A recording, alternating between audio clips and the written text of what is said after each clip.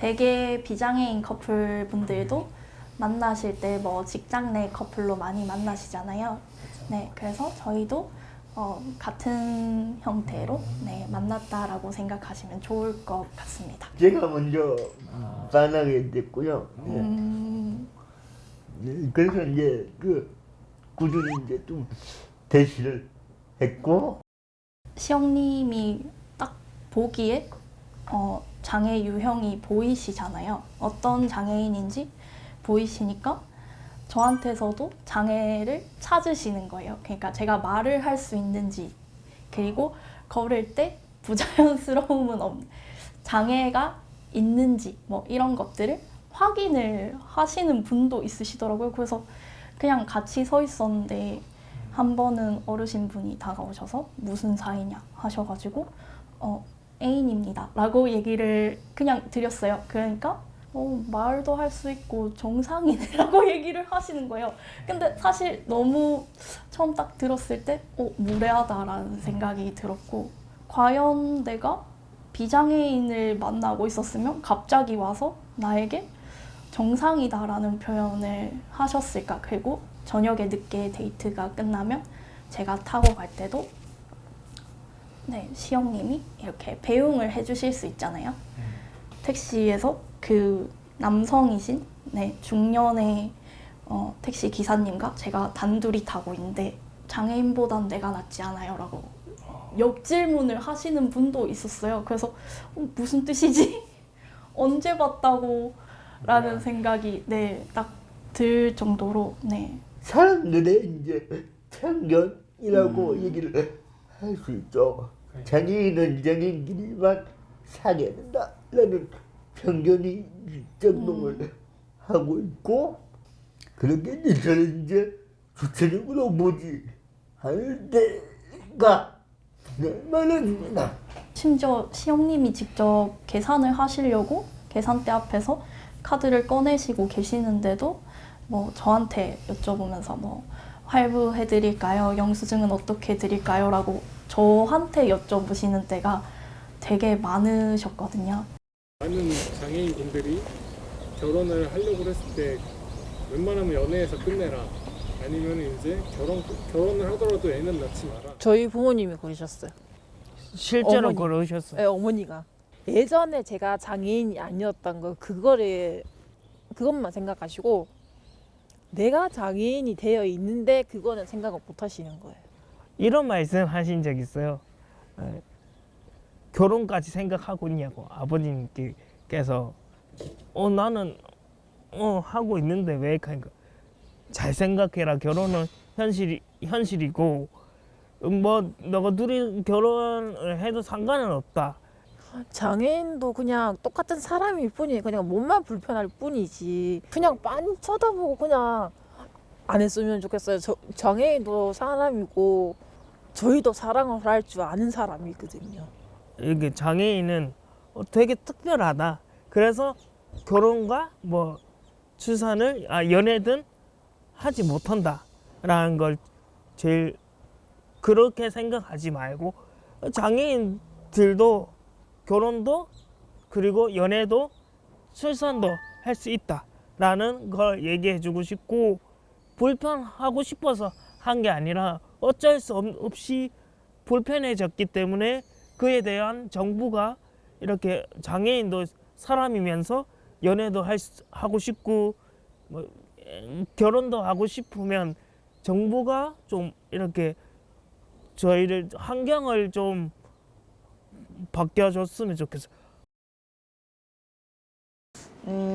제가 제가 어릴 때부터 이제 저희 부모님들이나 주위에서는 이제 보통 장애인이면 결혼을 포기하거나 아니면 이제 같은 장애인끼리 만나서 살아야 이제 좀 잘 산다. 그리고 몸도 불편한데 애 놓고 어떻게 살 거냐 이런 얘기들을 많이 했었거든요. 그래서 저는 이제 가족들도 그렇게 얘기를 하시고 생각하시니까 저는 이제 어린 마음에 또 그게 오기였는지는 모르겠는데 제가 왜 장애인으로서 결혼도 포기하고 애도 포기해야 되나 이런 생각을 많이 했었고 전 또 반대로 또 내가 성공해서 잘 살면은 당신들을 어떻게 할 거냐. 그런 얘기 했는 거 내가 보여줄 거야. 이런 좀 그런 생각들도 많았었어. 정작 당사자들은 뭐 연애할 때도 신랑이랑 연애할 때도 그렇고 아직은 시선이 그래도 좀 많이 그렇구나. 휠체어에 안고 이렇게 다니고 했었거든요. 그러면 사람들이 몸도 저래 불편한데 애까지 저래 갖고 왜 저러고 다니지? 쟤는 신랑은 없나? 이제 다들 이제 제가 아기를 안고 있으면 신랑은 당연히 일을 가야 되잖아요. 근데도 이제 미혼모인 줄 알거나 아니면 신랑이 되게 나쁜 사람이구나 이런 생각들도 많이 하시고 쟤는 엄마가 뭐 부모님이 이렇게 도와주는 사람이 없나? 이런 좀 그런 시선들이 좀 많았었어요. 한 사람이고 한 여자고 그냥 한 남자고 애기 엄마고 애기 아빠고 그렇게 봐주셨으면 좋겠어요. 만남 자체, 연애 과정 자체가 너무 설레고 좋았죠. 남녀를 만나 저희들이 연애를 할 때처럼 똑같아요. 사람들의 장애인에 대한 사랑에 대한 똑같다는 사회적 인식이 돼야 될 것 같고. 실제로 요즘에는 뭐 사랑해도 결혼은 하지 않겠다 뭐 이런 비혼주의자들도 있지만 이건 이분들의 선택입니다만 비혼을 좀 강요당하는 게 어쩌면 또 장애인들은 아닌가 이런 생각이 드는데요, 교수님. 결혼하기 싫으면 안 해도 돼요. 그럼요. 예, 안 해도 되는데 결혼을 안 하는 이유가 장애여서는 안 된다는 거죠. 전 세계 어느 나라건 간에 장애인과 결혼한다고 할 때 쌍수 들고 환영한 나라는 아마 없을 겁니다. 하지만 우리나라는 좀 그 정도 좀 심한 것 같아요. 우리가 지금 배격해야 될 학문으로서 우생학을 얘기하고 있지 않습니까? 우생학은 과거에 좀 적절하지 않은 학문이라고 볼 수가 있는데 우생학적 사고방식이 지금도 우리를 지배하고 있습니다. 자, 우리 인간이 이 지구를 마르고 닳도록 지배하려면은 우수한 유전 형질을 후대에 넘겨야 되겠다고 생각하는 것이 바로 적극적 우생학이라고 부릅니다. 그런 게 있는 반면에 또 다른 반면에서는 나쁜 형질을 후대에 넘기면 안 된다고 생각하는 그걸 소극적 우생학이라고 부르거든요. 그 나쁜 형질 대표적으로 장애인이죠. 이런 표현이 적절하지 모르겠지만 장애인의 씨를 후대에 넘기면 안 되겠다는 겁니다. 그러기 위해서 수많은 골키파가 있어요. 첫 번째 골키파는 데이트만 하게 하면 안 돼. 장애인 거주지에서 남성과 여성이 분리가 되어 있죠. 미국 같은 경우는 만약에 장애인들이 시설에 결혼하면은요, 시설에서 따로 방을 내줘요. 예. 친방을 차려주는 예, 거예요. 예. 근데 우리나라는 결혼하면 나가라. 일단 그래서 데이트를 못하게 하고 데이트에서 못 막았으면 두 번째는 결혼을 못하게 하는 거예요. 아까 결혼 장애인과 결혼 못하게 하는 수많은 논리가 있다고 말씀드렸고 거기서 못 막았어요. 그럼 세 번째는 불임실을 시키는 거죠. 예. 불임실수를. 이게 만연했다고 얘기할 수는 없지만 암암리 예를 들어서 특히 지적장애인 여성 같은 경우에 한 달에 한 번씩 그것을 적절히 처리하지 못한다는 이유로 깨끗하게 드러내자 해서 자궁 드러냅니다. 그건 저기 유엔에서 우리나라에게 지적했던 내용이에요. 예.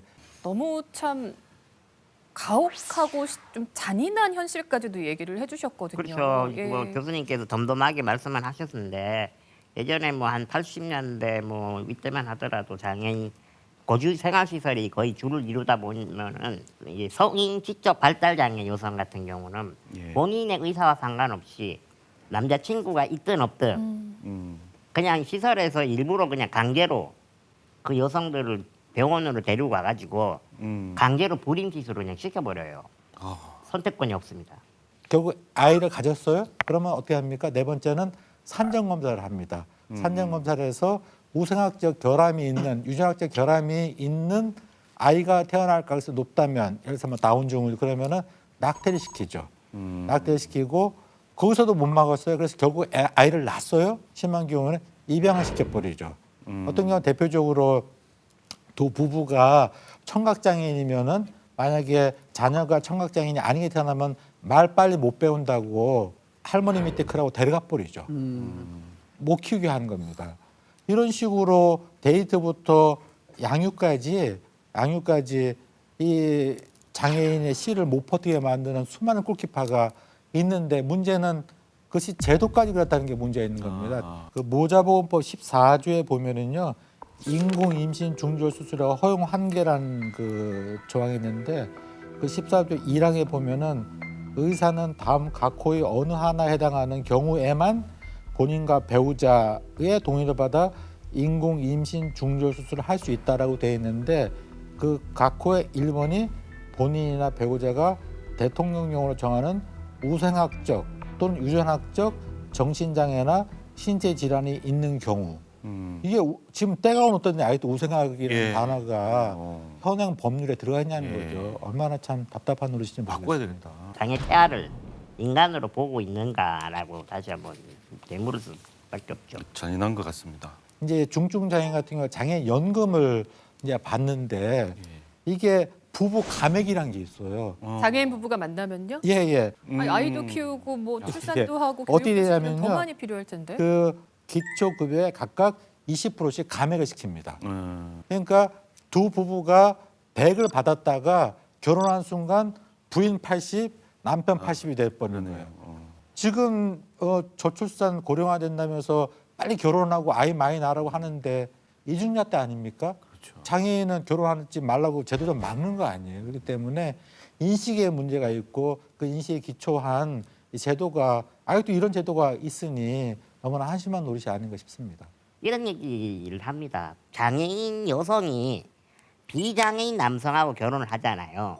그러면 대부분 모르는 사람들은 그걸 알면은 장애인 부인한테 와 당신 진짜 착한 남편을 뒀다. 당신 남편 정말 천사네.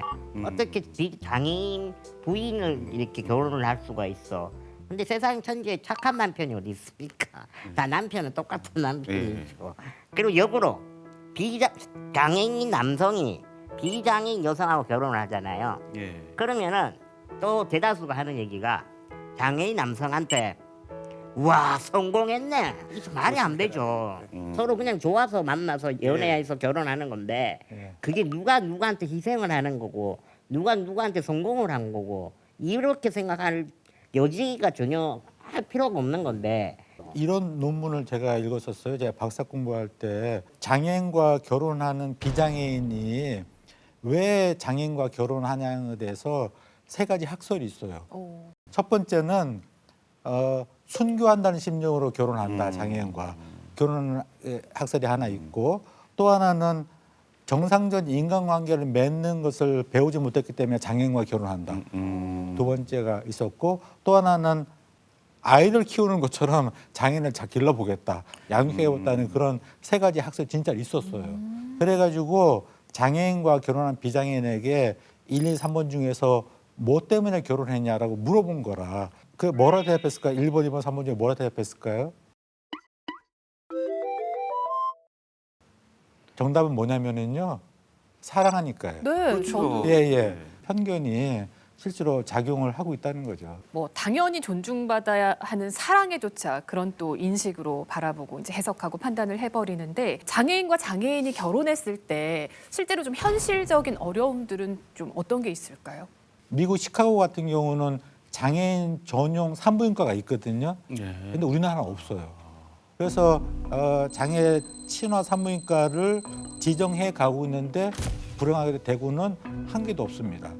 그러니까 출산이 어려운 거예요. 네. 장애 여성이 임신하면요 90%가 무조건 수술이에요.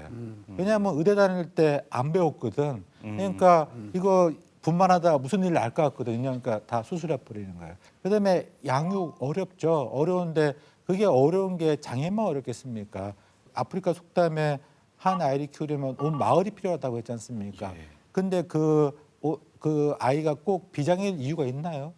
장애인도 온 마을이 동원돼서 키우면 되는 거죠. 결혼하고 출산하고 아이를 낳고 가정을 이루는 것은 하늘로부터 내려온 천부의 인권이거든요. 네. 누가 그거를 하라 말할 권리가 없어요. 부모님이나 하더라도 그 사람의 몸이 갖고 있는 장애 때문에 생각하지 말고 이 사회의 어떤 제도나 인식이 잘못됐다. 이건 사회적인 문제다라고 생각해 버릇해야지.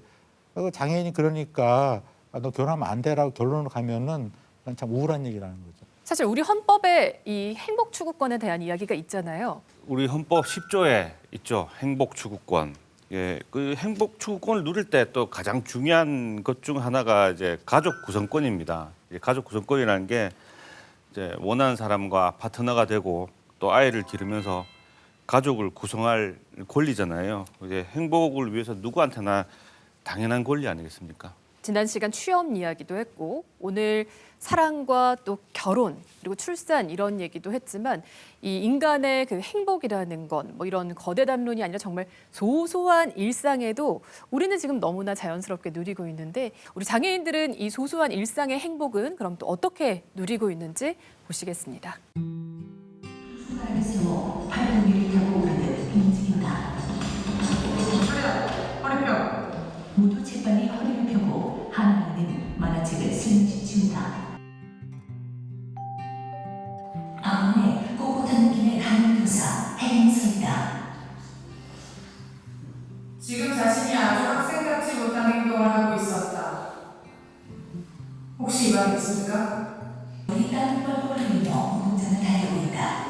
뛰면서 한숨 듣고 옆돌기, 턴빙 등 쉬지 않고 에너지를 발산한다. 팔다리를 마구 휘젓고 머리를 흔들며 달린다. 저희는 올해로 4년째 진행을 하고 있고요. 2021년부터 진행을 하고 있습니다. 장벽 파괴 예술제를 진행을 해왔었는데요. 저희가 좋아하는 이런 문화예술을 누구나 모두가 다 함께 편한 분위기에서 즐길 수 없을까라는 고민을 했었고 그런 고민이 이어져서 이런 행사를 열게 되었던 것 같습니다. 저희가 지금까지 활동을 이어나가는 이유 중 하나인데 저희가 제1회 장벽 파괴 영화제를 개최했을 때 참여해 주셨던 청각장애인분의 말씀이 기억에 남아요. 그분은 저희의 행사를 통해서 처음으로 독립영화란 걸 처음 보셨대요. 그리고 단편영화라는 것도 처음 경험을 하셨고 그 당시에 이제 영화의 내용이 국가유공자랑 이제 대리운전이라는 주제였거든요. 그래서 이 영화를 통해서 대리운전? 국가유공자? 이런 거에 대해서 잘 몰랐는데 영화를 통해서 알게 됐다 하시는 것도 있었고 그리고 그 당시에 감독과의 대화하는 GV 시간을 가졌거든요. 그래서 이런 GV를 사실 수어 통역이나 이런 게 전혀 없으니까 꿈도 못 꿨는데 이번 기회를 통해서 감독님이랑 이렇게 직접 대화하는 시간도 가져보고 너무 좋았다라고 하셔서 저희는 그게 정말 아직까지 기억에 남아서 계속해서 그런 분이 한 분이라도 계신다면 앞으로도 계속 행사를 이어나갈 생각입니다. 나는 왜 이렇게 춤추는 게 좋을까 이런 생각을 좀 싣다 보니까 좀 어려서부터 뭐 하지 마라 이런 그런 얘기를 너무 많이 들으면서 많이 혼났거든요. 그래서 그런 배경 때문이 아닐까?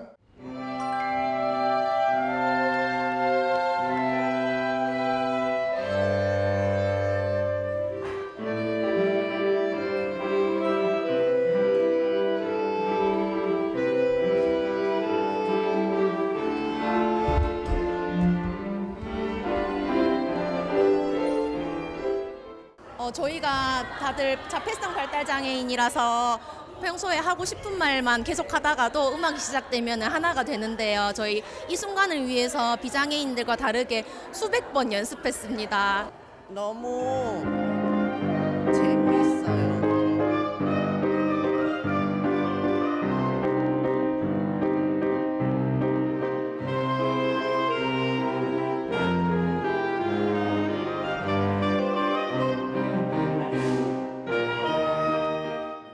공연 재밌었어요. 구경하는 거요. 서울이나 경기 지역에는 정말 이렇게 발달장애인 연주단이나 장애인들을 위한 행사들이 되게 많이 이루어지고 있어요. 그래서 대구 지역에서도 이렇게 주기적으로 일시적인 것이 아니라 매달 이렇게 행사가 진행된다면 더 뜻깊은 것이 되지 않을까 합니다. 이제 시각장애인을 위해서 음성 지원이 된 그런 영화는 처음이었는데요. 되게 그 장면이랑 그 이제 묘사되는 음성이랑 너무 똑같다고 해야 되나? 이게 너무 상상이 잘 되도록 되게 표현을 해주셔서 되게 앞으로도 그런 영화가 좀 더 많이 생겼으면 좋겠어요. 뭔가 앞으로도 기존의 영화에도 그런 작업을 더 한다거나 하면 좋지 않을까. 아무래도 공간을 대여할 때가 가장 어려운 것 같은데요. 생각보다 휠체어 경사로가 있는 곳이 많지가 않아요. 그리고 휠체어가 하차했을 때 휠체어 하차지에서 바로 엘리베이터로 올라가는 곳이 많지 않거든요. 그래서 그런 공간을 찾는 게 가장 어려웠고 대구의 새삼 또 그런 공간이 많이 없구나라고 느꼈습니다. 고마워 다 때리 뿌자뿌자 아자 화이팅! 문화생활이라는 거는 사실은 그 인간 집단이 그 시대에 만들어내고 있는 그 성과물들을 같이 공유한다라는 의미라면 그거를 공유하는 거잖아요. 여기에서 정확하게 배제가 돼 있다라는 거거든요. 거기에서 그 문화를 즐길 수 있는 또는 향유할 수 있는 그러기 위한 목적으로 설계된 많은 공간들에서 자연스럽게 별로 신경을 안 쓰게 된다라는 의미인 거죠. 그 문화라는 것의 기본값 자체가 그냥 아니다라고 볼 수밖에 없지 않겠나. 네, 장애인과 비장애인이 누려야 할 권리를 채워나가는 청년들을 만나봤습니다. 이런 말을 했잖아요. 다름이 장벽이 되지 않는다. 이게 신조라고 말했는데 좀 어떻게 들으셨을까요? 100% 지당한 말씀입니다. 지당한 말씀인데 저는 여기서 하나 더 얻는다면은 그게 어떤 다름이냐는 거죠. 장애는요, 다양성의 가장 극단적인 형태입니다. 우리가 용인할 수 있는 범위를 좀 넓히자는 거죠. 그래서 장애를 그 다양성 안에 포섭을 해야 됩니다. 그러니까 장애를 가졌다는 게 문화를 생산하고 즐기는 데 문제가 되는 게 아니라 그걸 그렇게 제약으로 만들어버리는 이런 좀 사회가 또 문제가 아닐까. 실제로 장애인분들이 문화생활 어떻게 즐기는지 조사한 게 있거든요. 네, 2023년 장애인 실태 조사에 따르면 장애인이 어떤 식으로 문화와 여가를 보내는지를 보니까 97.4%가 이제 가장 선호하는, 우선적으로 하는 것은 동영상 시청. 동영상이 너무 좋아서 보는 건 아니겠죠. 예. 어떤 이유가 이게 97.4%가 이런 걸 선호한다라는 것은 다른 선택지가 너무나 부족한 것은 아닐까. 이런 한번 질문을 던져봐야 될 것 같습니다. 장애 유형이 우리나라 15가지 유형 중에 청각장애인이 또 계시지 않습니까? 청각장애인이 문화적으로 가장 많이 소외를 받는 장애 유형 중에 하나라고 저는 보고 있습니다. 네. 왜냐하면 선생님, 네. MC님께서는 한국 영화를 선호하십니까? 외국 영화를 선호하십니까? 아무래도 한국 영화가 편하죠. 그렇죠. 네. 근데 청각장애인들은 오로지 대부분 그렇겠네. 외국 영화밖에 자막이 못 있어야 봐요. 하네요. 왜 그렇겠습니까? 영어를 너무 잘해서 자막. 자막이 나오죠. 예. 그러니까 우리나라 한국 영화에 수어나 자막이 전혀 지원이 되지 않습니다. 그리고 특히 연극. 예. 그분들 속은 연극 보는 거래요. 저도 강연 같은 거 다니면서 1년에 수십 번 터미널에서 버스를 타는데 단 한 번도 휠체어가 버스 위에 오르는 걸 본 적이 없습니다. 고속버스 위에. 2020년 장애 실태 조사에 의하면은 장애인들이 집밥 활동할 때 불편한 정도를 알아봤더니 매우 불편하다가 13.7%, 약간 불편하다가 35.3%. 그래서 또 40.8% 장애인이 관련 편의시설의 부족 등으로 인해서 집밥 활동 시 불편하다라고 얘기했거든요. 네. 그러다 보니까 아까 말씀하신 것처럼 주로 OTT만 본다든지 아니면 TV만 시청한다 이런 결과가 오는 거죠. 그러니까 장애 문화 활동에 대한 만족도를 보니까 41.2%가 약간 불만이다, 9.9%가 매우 불만이라 해가지고 거의 반 이상이 문화 여가 활동에서 불만을 느끼고 있고요. 문화 여가 활동에 불만스러운 이유가 뭐냐고 물어봤더니 가장 많은 퍼센트가 경제적 부담이기 때문에 그렇다. 이것도 역시 사회적 문제인 겁니다. 네. 그래서 우리가 삶의 질을 얘기하는 데 있어서 문화를 빼놓으면 말이 안 되잖아요. 근데 거기서조차 장애인이 소외되는 그런 안타까운 현실을 볼 수가 있는 것 같습니다. K컬처 네. 하는데 예. 이런 것들을 누리는 것도 하나의 문화 향유고 또 선택할 수 있는 것도 또 다양한 취향의 존중인데 또 배제돼 있는 그런 현실이네요. 문화마저도 선택권이 없죠. TV 보는 거, OTT 보는 거, 영화, 그러니까 소위 대중문화는 그래도 좀 향유를 하는데 더 고급 문화, 뭐 오케스트라 공연을 본다든지 아니면 오페라를 본다든지 거기는 발달장애 못 가요. 왜냐하면 조용하게 있어야 되거든요. 발달이 가능하지 않거든요. 그렇기 때문에 그런 고급 문화에서는 오히려 더 소외가 되고 있죠. 장애를 가진 그 자녀를 양육하는 부모님들이 하시는 말씀이 우리 아이도 이걸 좋아하고 이걸 사회에서 존중받으면서 좀 행복하게 살아가는 게 이제 바람이다. 이렇게 얘기를 하시거든요. 근데 그런 게 이루어지지 않다 보니까 아이보다 하루라도 더 사는 게 이제 소원이다 이런 말씀들을 하시잖아요. 장애인을 이제 돌보는 그 주체로서 또 가족도 큰 부담을 하고 있는데 장애인을 낳는 순간부터 어떤 현실을 겪게 되나요, 가족들은? 대다수는 오로지 일단 가족이 다 책임을 져야 됩니다. 특히나 발달 지적 중증 장애인 같은 경우는 이제 나이를 먹어가면서 이제 그나마 학교 다닐 때는 부모님들이 한숨 돌려요. 왜냐하면 학교가 있는 시간은 부모님이 자유롭거든요. 그런데 이제 성년기가 돼서 학교를 졸업하면은 이제 갈 데가 없어요. 그러면 뭐 주간보호센터나 이런 데를 가야 되는데 거기도 숫자가 되게 부족하고 또 거기는 또 중증 발달장애인이나 지적장애를 안 받아주려는 경향이 있어요. 그러면은 또다시 가족의 몫으로 또 돌아오는 거예요. 오로지 24시간을 매여야 되는데 맞벌이를 하고 싶어도 경제적으로 힘들어서 맞벌이를 하고 싶어도 할 수가 없는 거예요. 아이를 돌봐줄 사람이 없기 때문에. 그러면 경제적으로 또 악순환이 되죠. 악순환이죠. 그러니까 아까 말씀하신 것처럼 내 아이보다 내가 하루 더 사는 게 꿈이다라는 아주 슬픈 말을 그냥 우리는 참 듣고 있습니다. 그러면서 그나마 지금은 우리나라가 이제 활동 지원 서비스라는 걸 해서 돌봐주고 이렇게 해서 부모님이 그나마 조금 숨통이 트이긴 하나 그것도 되게 제한적인 시간밖에 안 되기 때문에 일단은 대부분 가족이 다 책임을 져야 된다는 이건 국가가 책임을 져야 되는 부분인데 오로지 가족의 몫으로만 돌리니까 이게 지금 가장 큰 문제죠. 자녀가 만약에 장애인이라고 할 때 아까 이제 서 대표님 말씀하신 부모가 많은 신경을 써야 되는데 사실은 동생을 막론하고 그 전적인 책임이 여성한테 갑니다. 주로 어머니한테 가기 때문에 더 큰 부담이 있고 그러니까 부부간의 관계 또 그리고 어머니로서 다른 비장애인 자녀를 돌봐야 될 그런 시간도 많이 뺏기고 뭐 문화회관 생활은 뭐 생각도 할 수도 없고 번아웃되고 장애 아동을 둔 어머니에 대한 신경을 좀 많이 써야 된다는 생각이 들고요. 그러니까 휴식 지원도 많이 해야 되고요. 발달장애 같은 경우는 거의 24시간 눈을 떼지 말아야 될 수도 있거든요. 그렇기 때문에 손이 많이 갑니다. 그렇기 때문에 근데 제도는 거기에 많이 못 따라오고 있어서 지금 장애인 발달장애 부모님들이 논밭에 오체 투지를 하고 있는 모습을 보고 너무나 안타깝습니다. 근데 거기에 보다 더 어려운 게 누구냐 바로 자녀가 정신장애인일 경우입니다. 그런데 우리나라는 거의 정신장애인이면 온 가족이 거의 넌덜머리가 나가지고 웬만하면 다 정신병원에 입원시키려고 해요. 그건 적절하지 못하거든요. 그래서 발달장애인, 더더나 정신장애인 같은 경우는 더 많은 지원이 필요한데 그거에 대해서는 거의 신경을 안 쓰고 있는 것 같아서 많이 안타깝습니다. 가족들이 장애인을 돌볼 수 없어서 시설에 보냈지 않습니까? 그런데 이제 시설에 있다가 지역사회로 옮긴다고 할 때 그렇게 돌볼 수 없거나 돌보기 싫어서 시설에 맡겼는데 시설에서 나온다고 할 경우에 그걸 받겠냐는 거죠. 가족들이 안 받죠. 그럼에도 불구하고 주민등록상 그 부양 의무자로 있다는 이유로 대개 국민체생활 수급자가 탈락이 됩니다.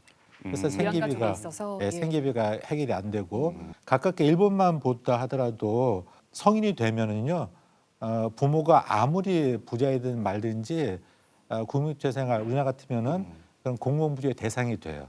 근데 우리나라는 공공부조를 따질 때 이거는 가구 기준이란 말이죠. 내가 아무리 가난하다 하더라도 뭐 부모가 부자이면은 그 수급자가 탈락이 된단 말이죠. 근데 일본 같으면은 아무리 부모가 부자라 하더라도 혹은 자녀가 부자라 하더라도 성인이 되면은 그 분리를 시키기 때문에 독립된 주체니까요. 그렇기 때문에 특히 장애 자녀를 키워야 될 오로지 그 책임을 부모 특히 어머니한테만 돌리는 것은 이것은 우리나라의 위상 경제 규모에서는 창피한 노릇입니다.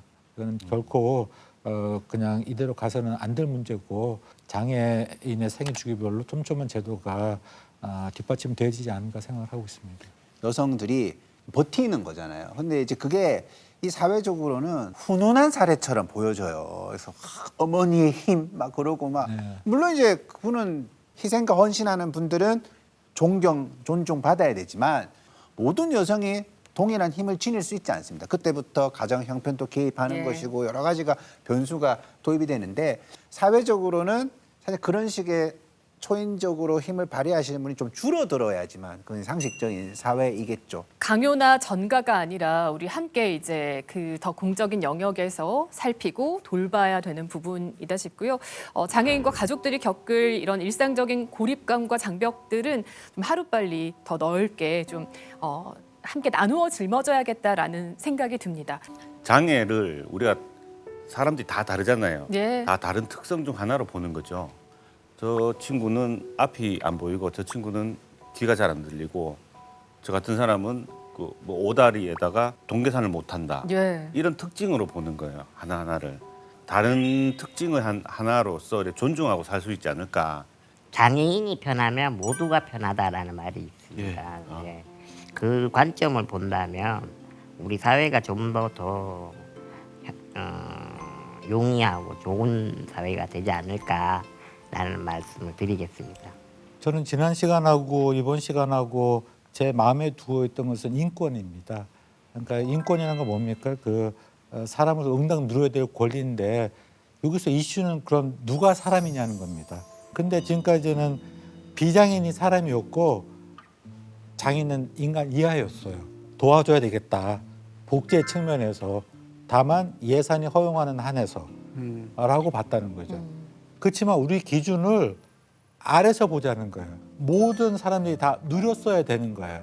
근데 장애인 누리지 못하고 거기에 반해서 비장애인 너무 과하게 누렸어요.